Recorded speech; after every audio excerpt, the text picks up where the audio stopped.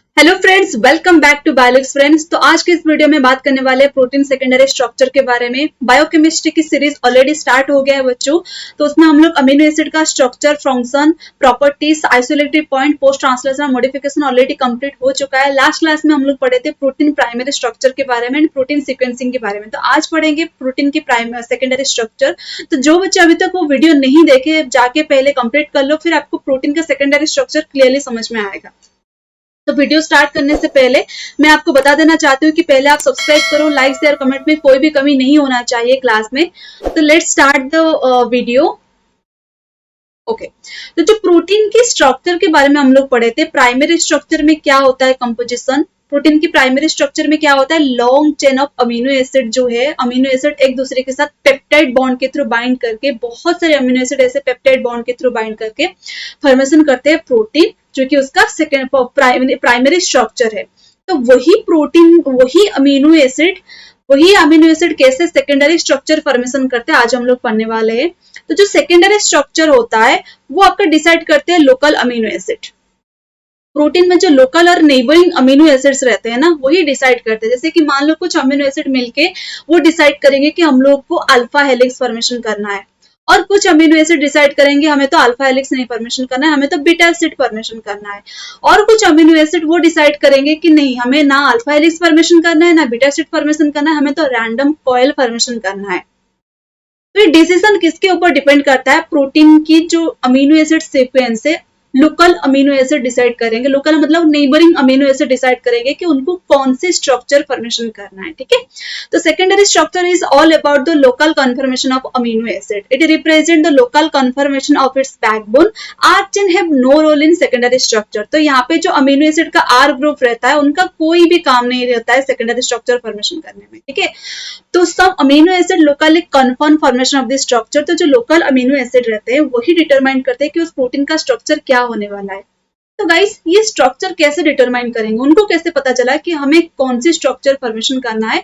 Due to this possible due to the torsion angle और rotation angle और dihedral angle about the carbon, nitrogen and alpha carbon के बीच। ठीक है, ये क्या है, dihedral angle, rotation angle and torsion angle क्या है ना, आपको पता होगा। पेप्टाइड बॉन्ड के बारे में हम लोग पढ़ चुके हैं लास्ट क्लास में। पेप्टाइड बॉन्ड में क्या बोली थी ना, जो अमीनो एसिड के बीच जो पेप्टाइड बॉन्ड होता है वो पार्शियल डबल बॉन्ड कैरेक्टर होता है, राइट।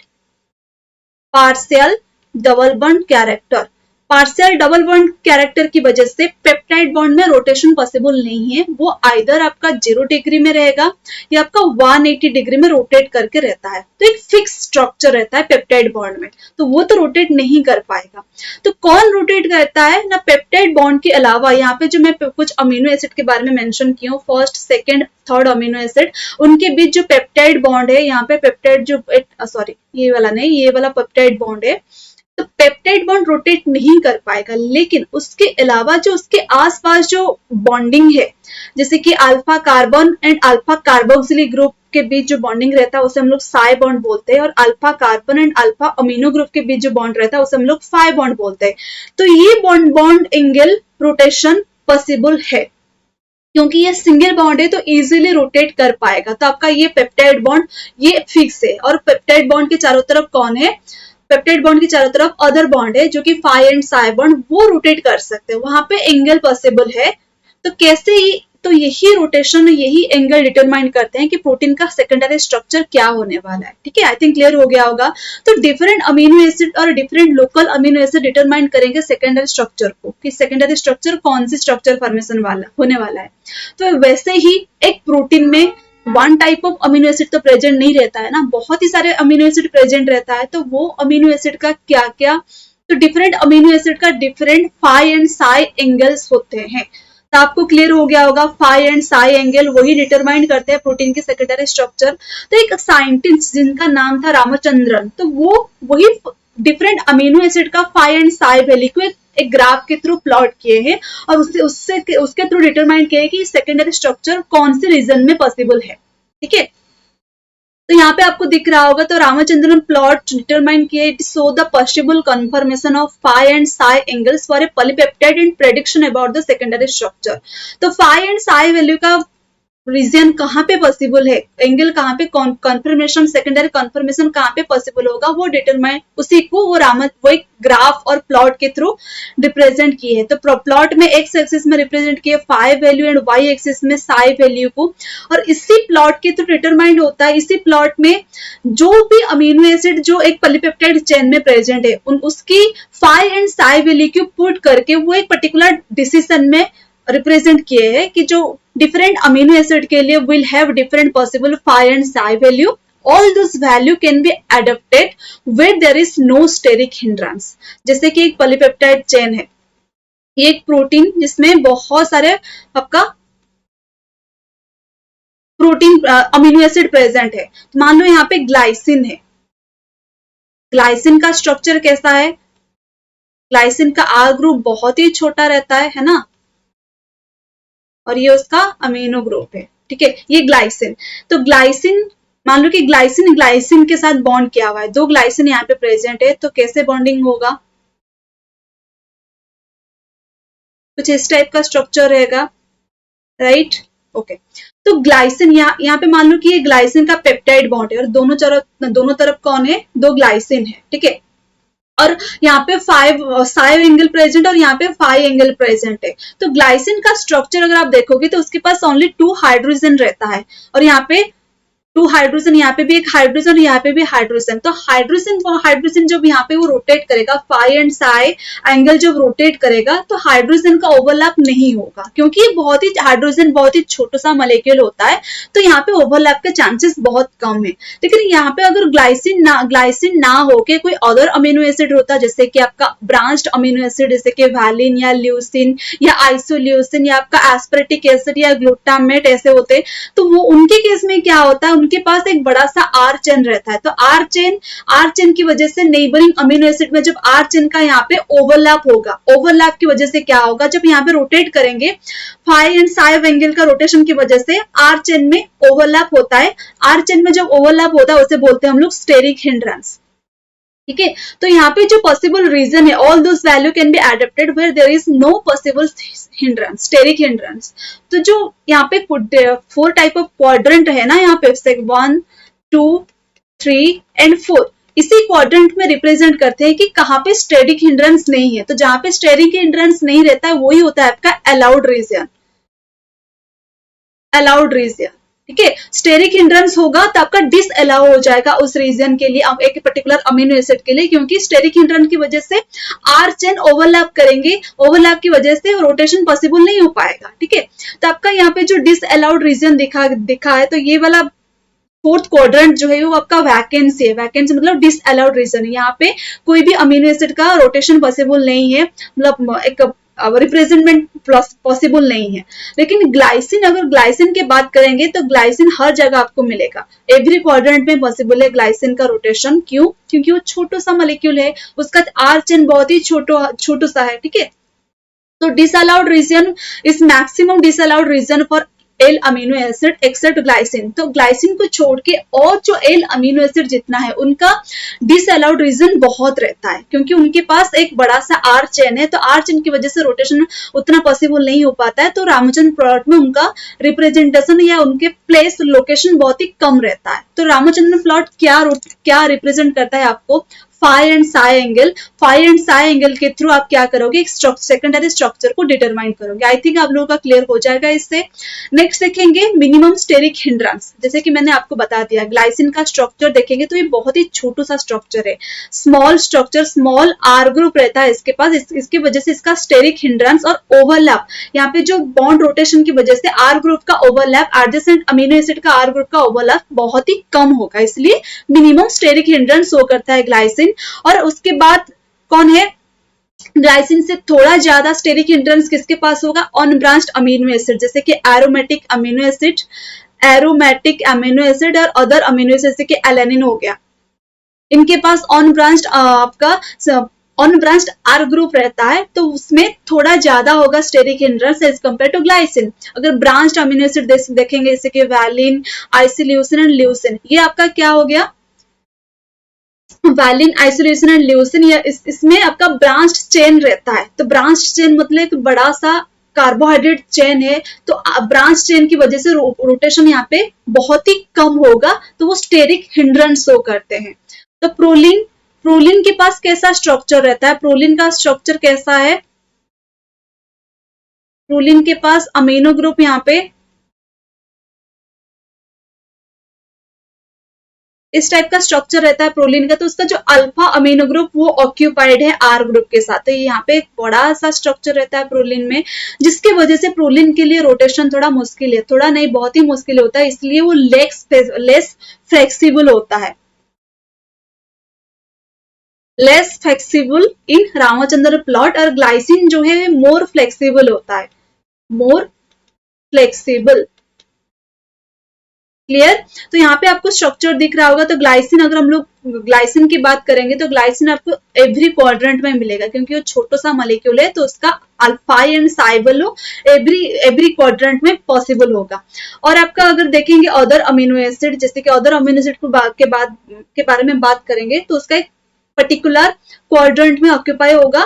तो डिफरेंट स्ट्रक्चर को यहाँ पे रिप्रेजेंट किया है, जैसे कि anti parallel beta set, parallel beta sheet, left handed alpha helix and right handed alpha helix का स्ट्रक्चर कुछ ऐसा रहता है। लेफ्ट हैंडेड अल्फा हेलिक्स आपको मिलेगा फर्स्ट क्वाड्रेंट में, और राइट हैंडेड अल्फा हेलिक्स आपको मिलेगा थर्ड क्वाड्रेंट में, और आपका एंटी पैरेलल बीटा सिस कोलाजन ट्रिपल हेलिक्स आपको सेकंड क्वाड्रेंट में मिलेगा। ठीक है, नेक्स्ट हो गया आपका कुछ सेकेंडरी स्ट्रक्चर जिनका फाई एंड साई वैल्यू भी कभी कभी क्वेश्चन में पूछ लेता है। ये आपका क्वेश्चन आया है CSIR नेट में, CSIR नेट का पार्ट बी में भी आया है और पार्ट सी में भी आया है, और आपका गेट में भी आया है ये क्वेश्चन।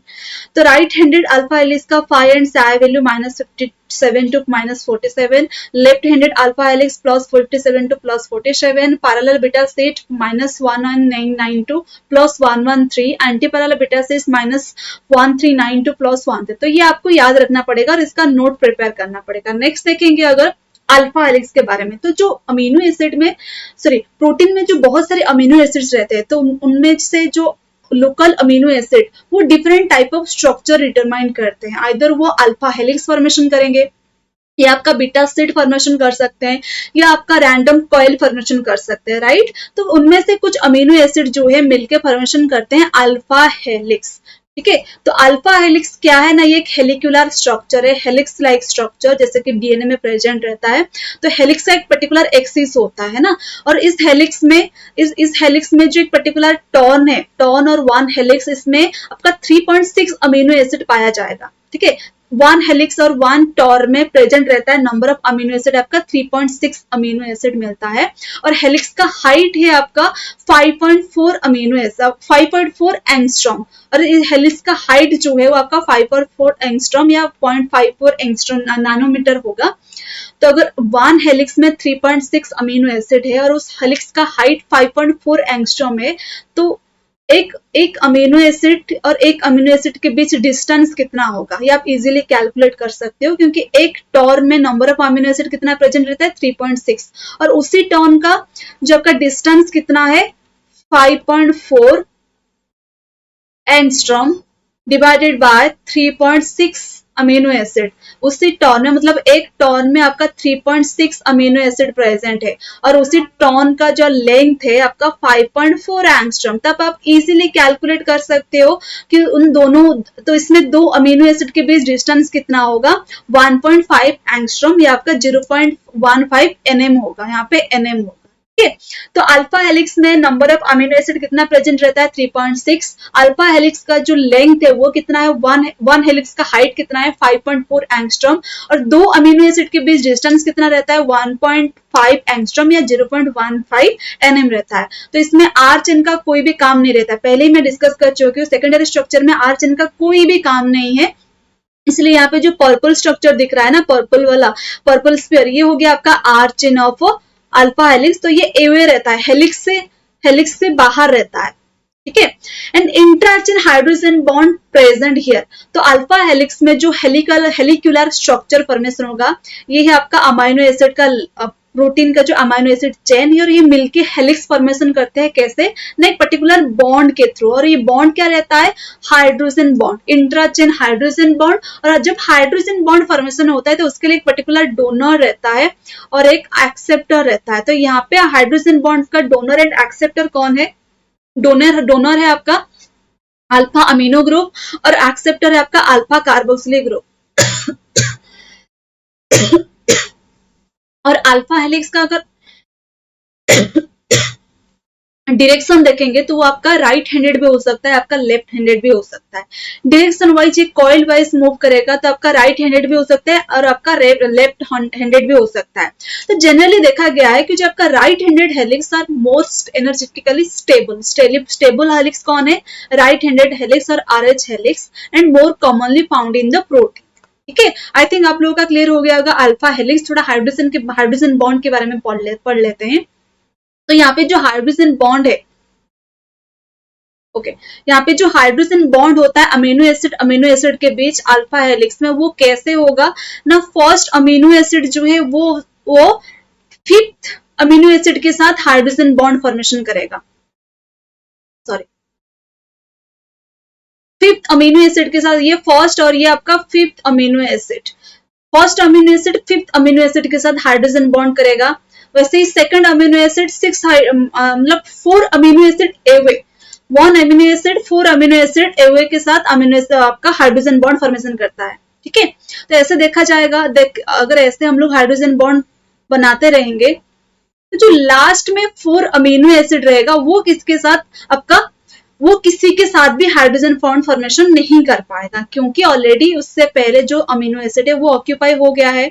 आप यहाँ पे देखो, ये फर्स्ट वाला बॉन्ड किया आपका फिफ्थ के साथ, सेकेंड वाला बॉन्ड किया किसके साथ? सिक्स के साथ। ठीक है, और आपका थर्ड वाला किसके साथ बॉन्ड कर रहा है? सेवेंथ के साथ। और फोर्थ वाला 8th के साथ और फिफ्थ वाला 9th के साथ। तो जो बाकी 4 अमीनो एसिड है उनके साथ हाइड्रोजन बॉन्ड करने के लिए उससे पहले जो अमीनो एसिड था वो ऑलरेडी ऑक्यूपाई हो चुका है। तो कोई भी अल्फा हेलिक्स में जो हाइड्रोजन बॉन्ड होता है तो लास्ट में जो अल्फा हेलिक्स का एंड में जो 4 अमीनो एसिड प्रेजेंट रहता है वो फ्री रहेंगे, बाकी हाइड्रोजन बॉन्ड में पार्टिसिपेट करते हैं। ठीक है, अगर मैं आपको बताऊंगी कि एक अल्फा हेलिक्स में 10 अमीनो एसिड है, ठीक है, 10 अमीनो एसिड, तो इसमें नंबर ऑफ हाइड्रोजन बॉन्ड कितना रहेगा?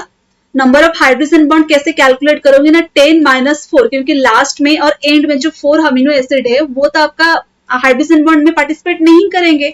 तो 10 - 4 is the 6 hydrogen bond present in 10 amino acid containing oligopeptide. ठीक है, तो except for 4 amino acid near the end of alpha helix, all the main chain of carboxylic group, alpha carboxylic group and alpha amino group are hydrogenally bonded. Then hydrogen bond is parallel to the helix axis. अगर ऐसे हम लोग helix की wise देखेंगे तो hydrogen bond helix के साथ parallel रहता है एंड बॉन्ड एंगल रहता है आपका 180 degree. Then proline disrupt the alpha helix but can exit at the end of the alpha helix. यहाँ पे क्या बताया ना, जब जो प्रोलिन का स्ट्रक्चर रहता है, यहाँ पे थोड़ी देर पहले प्रोलिन के स्ट्रक्चर के बारे में बताए थे, ये आपका प्रोलिन का स्ट्रक्चर। मुझे बताओ हाइड्रोजन बॉन्ड के लिए क्या चाहिए ना, आपका अल्फा कार्बोक्सिलिक ग्रुप एंड आपका अल्फा अमीनो ग्रुप। लेकिन प्रोलिन में पहले ही अमीनो ग्रुप अमीनो ग्रुप जो है वो किसी अमीनो एसिड के साथ पेप्टाइड बॉन्ड फॉर्मेशन कर चुका है, तो अमीनो ग्रुप के पास हाइड्रोजन फ्री नहीं है, इसलिए पेप्टाइड बॉन्ड, इसलिए प्रोलिन जो है हाइड्रोजन बॉन्ड में पार्टिसिपेट नहीं कर पाएगा। वो अगर एंड में प्रेजेंट है, अल्फा हेलिक्स के एंड में प्रेजेंट है, तो एंड अमीनो एसिड जो कि अल्फा हेलिक्स में प्रेजेंट है वो तो पार्टिसिपेट नहीं करता है हाइड्रोजन बॉन्ड फॉर्मेशन में। ठीक है, तो ये याद रखो, प्रोलिन आपका अल्फा हेलिक्स के इंटीरियर में प्रेजेंट नहीं रहेगा। अगर इंटीरियर में प्रेजेंट है तो वो अल्फा हेलिक्स ब्रेक करेगा और प्रॉपर हाइड्रोजन बॉन्ड फॉर्मेशन नहीं होता है। क्लियर? लेकिन प्रोलिन अल्फा हेलिक्स का एंड में एग्जिट हो सकता है, मतलब एग्जिस्ट हो सकता है, क्योंकि एंड में जो अमीनो एसिड रहते हैं अल्फा हेलिक्स में वो हाइड्रोजन बॉन्ड फॉर्मेशन नहीं करते हैं। ठीक है, तो ये क्लियर हो गया। नेक्स्ट, तो destabilize hydrogen bond and disrupt hydrogen alpha helix. तो अल्फा हेलिक्स मतलब वही हाइड्रोजन बॉन्ड को कौन डिस्टेबिलाइज करता है? तो अल्फा हेलिक्स को डिस्टेबिलाइज करने वाला अमीनो एसिड कौन है? Aspartic acid, glutamic acid, lysine and arginine. ये चारों क्या है? Positive and negative amino acid. तो जो positive and negative amino acid पास में रहेंगे तो रिपल्स करेंगे। ठीक है, और आपका ग्लाइसिन, सेराइन, आइसोल्यूसिन, थ्रियोलिन, ये भी आपको डिस्टेबलाइज करेगा हाइड्रोजन बॉन्ड को। Disruption of alpha helix is by proline and hydroxy proline, already मैं बता चुकी हूँ। Next is the 310 helix. तो थोड़ी देर पहले हम लोग क्या पढ़े, अल्फा हेलिक्स के बारे में। तो कुछ अमीनो एसिड और लोकल अमीनो एसिड मिलकर अल्फा हेलिक्स फॉर्मेशन करते हैं, और कुछ लोकल अमीनो एसिड मिलके 310 जैसा हेलिक्स फॉर्मेशन करेंगे। 310 हेलिक्स क्या है ना, ये भी वही अल्फा हेलिक्स जैसा ही है, लेकिन थोड़ा इसका डायमीटर छोटा होता है। ये देखो, ये हो गया आपका अल्फा हेलिक्स। ये अल्फा हेलिक्स के एंड में, दोनों एंड में कुछ इस टाइप का स्ट्रक्चर प्रेजेंट रहता है, 310 हेलिक्स जैसा, और इसका डायमीटर बहुत ही कम होता है। वो क्या है हम लोग देख लेते हैं अभी। इसका नाम 310 क्यों है, क्योंकि हम लोग को पता था अल्फा हेलिक्स में जो नंबर ऑफ वन टर्न और वन हेलिक्स में जो नंबर ऑफ एटम्स और number of amino acid present रहता है, नंबर ऑफ एटम्स नहीं, नंबर ऑफ अमीनो एसिड जो प्रेजेंट रहता है वो आपका था 3.6 अमीनो एसिड, है ना। नंबर ऑफ अमीनो एसिड 3.6 था।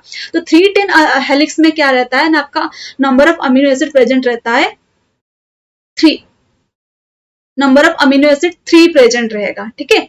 तो ये थोड़ा छोटा डायमीटर होता है। Observed as extension of alpha helix found at the either N terminus और आपका कार्बोक्सी टर्मिन में प्रेजेंट रहता है। एन टर्मिन या कार्बोक्सी टर्मिन ऑफ अल्फा हेलिक्स में 310 में पाया जाता है, 310 हेलिक्स पाया जाता है।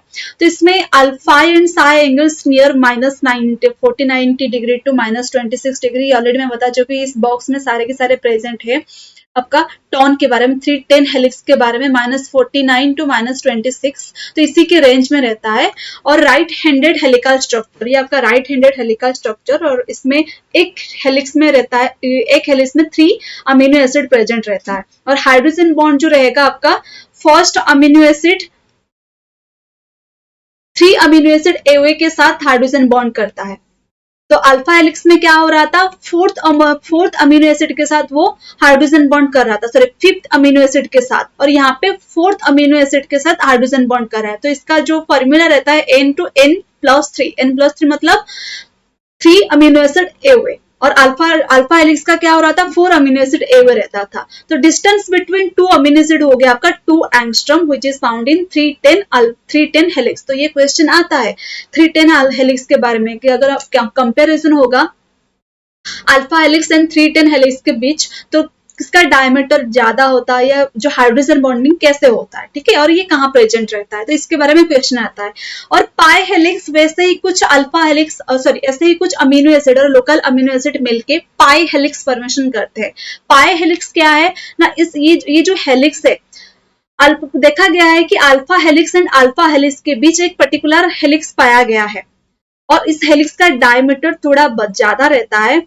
इस हेलिक्स का डायमीटर जो है, डायमीटर ज्यादा रहता है, और 310 हेलिक्स का डायमीटर कम रहता है। अगर हम कंपेयर करेंगे 310 helix, alpha helix and pi helix में, पाई हेलिक्स में डायमीटर थोड़ा ज्यादा रहेगा किससे, अल्फा हेलिक्स से, और 310 हेलिक्स का डायमीटर थोड़ा कम रहेगा अल्फा हेलिक्स से, ठीक है। तो यहाँ पे तो the pi helix has 4.4 helix. 4.4 helix means एक हेलिक्स में 4.4 अमीनो एसिड रहते हैं। और आपको जो number of atom, alpha helix में नंबर ऑफ एटम 1 हेलिक्स में प्रेजेंट रहता है 13, एंड 310 हेलिक्स में 310 हेलिक्स जो है इसमें नंबर ऑफ एटम रहेगा 1 टॉर्म में 10 आइटम रहता है, 3 अमीनो एसिड रहते हैं, ठीक है। और आपका अल्फा हेलिक्स में 3.6 अमीनो एसिड रहेगा और 13 एटम्स रहता है 1 हेलिक्स में, क्लियर। एंड पाई हेलिक्स में क्या होता है, 4.4 अमीनो एसिड रहता है एंड 16 एटम्स रहता है, ठीक है। And it is the मिडली forbidden conformation. तो जनरली देखा गया है जो अल्फा हेलिक्स रहता है उसका मिडिल पोजीशन में कहीं कहीं पे पाया जाता है pi helix. And rarely observed this only as a segment of longer helix. तो बड़ा सा जो अल्फा हेलिक्स रहता है वहां पे कहीं कहीं पे पाया गया है पाई हेलिक्स को, ठीक है। डायमीटर कितना है, 1.15 एंगस्ट्रॉम, और आपका अल्फा हेलिक्स का डायमीटर कितना था, 1.5 एंगस्ट्रॉम, राइट। ओके, हम लोग देख लेते हैं। 1.5 एंगस्ट्रॉम रहता है अल्फा हेलिक्स में, और आपका 310 हेलिक्स में 2 एंगस्ट्रॉम रहता है, तो इसका 2 एंगस्ट्रॉम रहेगा। और यहाँ इसका रहता है 1.15 एंगस्ट्रॉम। ठीक है, तो अगर हम लोग हाइड्रोजन बॉन्ड देखेंगे तो यहाँ पे हाइड्रोजन बॉन्ड कैसे होता है, 6 अमीनो एसिड के साथ, 6 अमीनो एसिड के साथ, एन हो गया आपका फर्स्ट अमीनो एसिड और ये हो गया 5th अमीनो एसिड ए हुए। ठीक है, नेक्स्ट हो गया आपका, सर यहाँ पे डायमीटर मेंशन मैंने गलती से 1.15 हो गया, यहाँ पे हो जाएगा आपका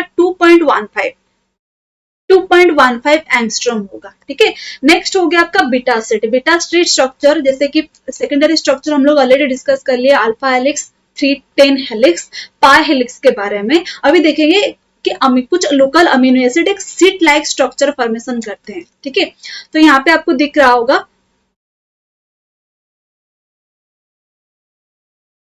यहाँ पे दिख रहा है कुछ अमीनो एसिड ऐसे मिलके सीट जैसा स्ट्रक्चर फॉर्मेशन के, ये एक सीट हो गया, ऐसे सीट लाइक स्ट्रक्चर फॉर्मेशन के, तो कुछ amino acid locally seat like structure formation करते हैं, तो उसे बोलते हैं beta sheet. The beta seed structure are quite common in structure and favored by the presence of amino acid जैसे कि ग्लाइसिन एंड प्रोलिन। गाइस हमने देख लिया कि प्रोलिन जो है अल्फा हेलिक्स में, अल्फा हेलिक्स के इंटीरियर में प्रोलिन अगर रहेगा तो अल्फा हेलिक्स डिसरप्ट हो जाएगा, लेकिन एंड में प्रेजेंट रहता है। लेकिन आपका बीटा सीट के केस में आपका फेवरेबल अमीनो एसिड कौन प्रेजेंट रहता है, ग्लाइसिन एंड प्रोलिन। ये सीड फॉर्मेशन के लिए फेवरेबल है, which is small R chain, जिनके पास छोटा सा आर चेन रहेगा और ऐसे ही पेप्टाइड चेन में प्रेजेंट रहता है सीड लाइक कॉन्फर्मेशन में। तो आपका बीटा सीड जो होता है वो 2 टाइप का होता है, anti parallel and parallel beta seed. Parallel beta seed anti parallel beta seed में क्या डिफरेंस है, डायरेक्शन का डिफरेंस रहता है। अगर आप पैरेलल में क्या होगा, पैरेलल में डायरेक्शन ऐसे होता है कि मतलब एक पॉलीपेप्टाइड चेन में तो आपका जो ओरिएंटेशन होता है डायरेक्शन सेम डायरेक्शन होगा। ठीक है, यहाँ पे देखो सेम डायरेक्शन में पॉलीपेप्टाइड चेन में सेम डायरेक्शन में अमीनो एसिड प्रेजेंट है, लेकिन यहाँ पे एंटी पैरेलल में क्या है ना, ओरिएंटेशन जो है वो ऑपोजिट डायरेक्शन है, ऑपोजिट डायरेक्शन। ठीक है, अगर हम लोग एंटी पैरेलल का देखेंगे phi and psi value all amino acid का, तो वो होता है आपका -140 degree in phi value and psi value होता है +135 डिग्री एंड पैरेलल में -120 डिग्री एंड साई वैल्यू आपका होता है +115 डिग्री। ठीक है, अगर हम लोग ऐसे देखेंगे रामचंद्रन प्लॉट में, तो रामचंद्रन प्लॉट में जो एंटी पैरेलल बीटा सेट इस रीजन में पाया जाता है और आपका पैरेलल रीजन भी वही right handed, parallel beta set भी आपका सेकंड क्वाड्रेंट में, दोनों ही बीटा सेट आपका सेकंड क्वाड्रेंट में मिलेगा। ठीक है, नेक्स्ट आपका एंटी पैरेलल बीटा सेट में क्या होता है, orientation opposite direction. Opposite direction में ओरिएंटेशन की वजह से हाइड्रोजन बॉन्ड जो है वो इजी होता है और स्टेबल होता है। ठीक है, हाइड्रोजन बॉन्ड एक दूसरे के साथ, मतलब जो carboxylic group and amino group एक दूसरे के साथ एक दूसरे की फेस टू फेस होते हैं, फेस टू फेस की वजह से हाइड्रोजन बॉन्ड इजीली हो सकता है। ठीक है, तो आपका सेकेंडरी स्ट्रक्चर स्टेबल होता है due to hydrogen bond. Anti parallel beta sheet में क्या होता है, ऑपोजिट ओरिएंटेशन की वजह से carboxylic group and amino group एक दूसरे के फेस टू फेस होते हैं, जिसकी वजह से प्रॉपर हाइड्रोजन बॉन्ड फॉर्मेशन होता है। It is due to this hydrogen bond it is stable, bond angle 180 degree होता है, strong hydrogen bond and amino group and carboxylic group are in front of each other to make the hydrogen bond. तो parallel beta sheet अगर हम देखेंगे, parallel beta sheet में क्या होगा ना, सीट तो आपका सेम डायरेक्शन में रहता है, डायरेक्शन सीट का डायरेक्शन सेम ही है, जिसकी वजह से कार्बोक्सिलिक ग्रुप एंड आपका अमीनो ग्रुप का location exact face to face each other नहीं रहता है। ठीक है, मतलब थोड़ा डिस्टेंस की वजह से हाइड्रोजन बॉन्ड में हाइड्रोजन बॉन्ड उतना प्रॉपर नहीं हो पाता, जिसकी वजह से अनस्टेबल हाइड्रोजन बॉन्ड होता है एंड बॉन्ड एंगल होता है आपका nearly 150 degree and rarely seen in protein. तो पैरेलल बीटा सेट आपको कम मिलेगा प्रोटीन में, एंटी पैरेलल बीटा सेट आपको ज्यादा मिलता है और वो स्टेबल होता है, हाइड्रोजन बॉन्ड स्टेबल होता है एंटी पैरेलल बीटा सेट में। नेक्स्ट हो गया आपका बीटा टॉन। अभी हम लोग पढ़े बीटा सेट के बारे में, अभी देखेंगे बीटा टॉन और बीटा बैंड और हेयरपिन स्ट्रक्चर। तो देखा गया है कि कुछ एंटी पैरेलल बीटा सेट के बीच एक टॉन लाइक स्ट्रक्चर रहता है और ये टॉन में कौन से अमीनो एसिड पॉसिबल होगा, ग्लाइसिन एंड प्रोलिन। ये याद रखो, ग्लाइसिन एंड प्रोलिन जो है उन ग्लाइसिन एंड प्रोलिन आपका अल्फा हेलिक्स में प्रेजेंट नहीं रहता है और आपका ग्लाइसिन प्रेजेंट रहता है, प्रोलिन आपका एंड में प्रेजेंट रहेगा और आपका बीटा सेट में भी प्रेजेंट रहता है, लेकिन वो फेवरेबल कंडीशन आपका कहाँ पे होगा, बीटा टॉन में। और बीटा टॉन में जो हाइड्रोजन बॉन्ड होता है वो एक amino acid and 4th amino acid के बीच होगा, मतलब एक amino acid and 4th and 3rd amino acid जो रहता है लोकेशन में जो रहता है उसी के साथ हाइड्रोजन बॉन्ड होगा। तो इस टाइप का कुछ बीटा टॉन मिलता है। बीटा टॉन में जनरली 4 अमीनो एसिड प्रेजेंट रहता है, तो n अमीनो एसिड बॉन्ड करेगा n+3 के साथ, ठीक है। और जो आपका n+1 मतलब second amino acid and third amino acid ये आपका फ्री रहते हैं। और देखा गया है जो सेकेंड अमीनो एसिड जनरली होता है आपका proline and third amino acid होता है जो टॉन में प्रेजेंट रहता है, वो होता है आपका ग्लाइसिन।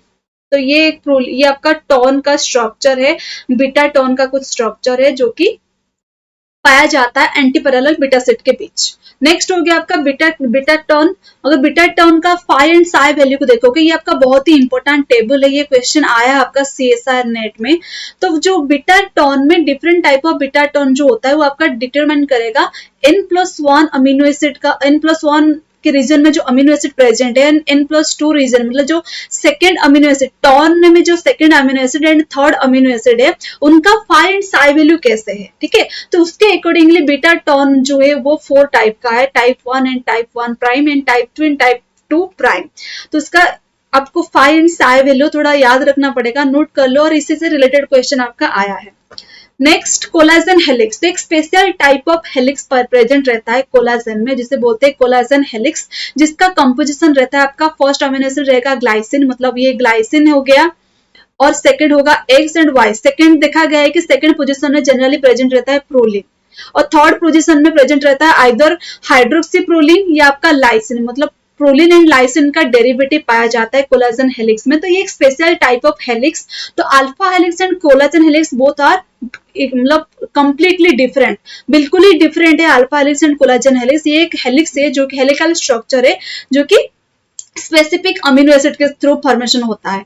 तो एक्स पोजीशन में जनरली पाया जाता है प्रोलिन एंड वाई पोजीशन में डेरिवेटिव ऑफ प्रोलिन और डेरिवेटिव ऑफ लाइसिन मिलेगा आपको, ठीक है। And it is a left handed helix. अभी तक हम लोग जो अल्फा हेलिक्स के बारे में पढ़ रहे थे या 310 हेलिक्स या पाई हेलिक्स, वो सारे राइट हैंडेड हेलिक्स था, लेकिन कोलाजन हेलिक्स आपका होता है left handed helix and transpeptide bond. तो गाइस प्रोलिन प्रेजेंट है, तो प्रोलिन जनरली कौन सी स्ट्रक्चर फॉर्मेशन करता है, कौन सी पेप्टाइड स्ट्रक्चर, आइदर सिस या आपका ट्रांसफॉर्मेशन करेगा। लेकिन जो प्रोलिन कोलाजन हेलिक्स में पाया जाता है वो जनरली ट्रांस में प्रेजेंट रहता है, ट्रांस पेप्टाइड बॉन्ड फॉर्मेशन करेगा। एंड 2 अमीनो एसिड के बीच जो डिस्टेंस रहता है कोलाजन हेलिक्स में वो आपका 2.9 एंगस्ट्रॉम रहता है एंड 3.3 रेसिड्यू रहता है पर टॉन एंड नो इंट्राचेन बॉन्डिंग। तो यहाँ पे आपको इंट्राचेन बॉन्डिंग नहीं मिलेगा कोलाजन हेलिक्स में, क्लियर। तो इसका जो फाई एंड साई वैल्यू -51 रहता है, साई वैल्यू +150 डिग्री रहता है। लास्ट हो गया आपका रैंडम कॉइल। रैंडम कॉइल क्या है ना, अगर एक पॉलीपेप्टाइड चेन में, ये एक पॉलीपेप्टाइड चेन है और इसमें आपका जो पॉजिटिव अमीनो एसिड, मान लो यहाँ पे पॉजिटिव बहुत सारा पॉजिटिव अमीनो एसिड एक पास रह गया। पॉजिटिव अमीनो एसिड क्या हो गया आपका लाइसिन या आपका आर्जिनिन, लाइसिन आर्जिनिन, ऐसे करके बहुत सारे लाइसिन आर्जिनिन एक दूसरे के पास रह गए। तो पॉजिटिव अमीनो एसिड, इसके पास पॉजिटिव आर ग्रुप है, तो पॉजिटिव अमीनो एसिड का वजह से क्या होगा ना, एक दूसरे को रिपेल करेंगे, रिपेल करने की वजह से वो एक रैंडम कॉइल जैसा स्ट्रक्चर फॉर्मेशन करेंगे, ठीक है। सिर्फ पॉजिटिव अमीनो एसिड नहीं, अदर अमीनो एसिड जैसे कि नेगेटिव अमीनो एसिड या same type of amino acid हो गया, पॉजिटिव या negative amino acid, same amino acid अगर एक दूसरे के साथ, सेम चार्ज अमीनो एसिड अगर एक दूसरे के साथ के पास प्रेजेंट रहते हैं तो वो एक रैंडम कॉइल फॉर्मेशन करेंगे। तो random coil formed when A polypeptide chain contain adjacent bulky residue like isoleucine या आपका ब्रांच्ड, हाँ आइसोल्यूशन हो गया आपका ब्रांच्ड चेन अमीनो एसिड जिसके पास बड़ा सा आर ग्रुप रहता है, या charge residue like glutamic acid, aspartic acid, lysine, arginine, they are repulse between मतलब repulsion occur between this group cause the polypeptide to assume a random coil configuration. तो random coil होगा अगर same type of amino acid एक दूसरे के साथ, एक दूसरे के पास प्रेजेंट रहते हैं तो वो एक दूसरे के साथ रिपल्स करेंगे। आइसोलेशन के केस में एक बड़ा सा आर ग्रुप रहता है, तो आर ग्रुप की वजह से वो प्रॉपरली उस लोकेशन में बहुत सारा आइसोलेशन अगर रह जाएंगे तो आर ग्रुप के बीच फाइटिंग स्टार्ट हो जाएगा, तो वो प्रॉपरली बॉन्ड फॉर्मेशन नहीं कर पाएंगे, तो रैंडम कॉइल फॉर्मेशन होता है। तो ये सारे के सारे स्ट्रक्चर था आपका सेकेंडरी स्ट्रक्चर से रिलेटेड। तो नेक्स्ट क्लास में हम लोग पढ़ेंगे circular dichroism and other structure of मतलब क्वाटरनरी एंड टर्शियरी स्ट्रक्चर। तो गाइस थैंक यू। तो इस वीडियो को अगर आपको अच्छा लगा होगा तो लाइक, शेयर, कमेंट करने में ना भूले, और सारे आपका जो जूनियर और सीनियर कलीग्स जो भी है उनके साथ ये शेयर कीजिए, अगर और बायोलॉजी फ्रेंड्स को सब्सक्राइब कीजिए। And let's see in the next class.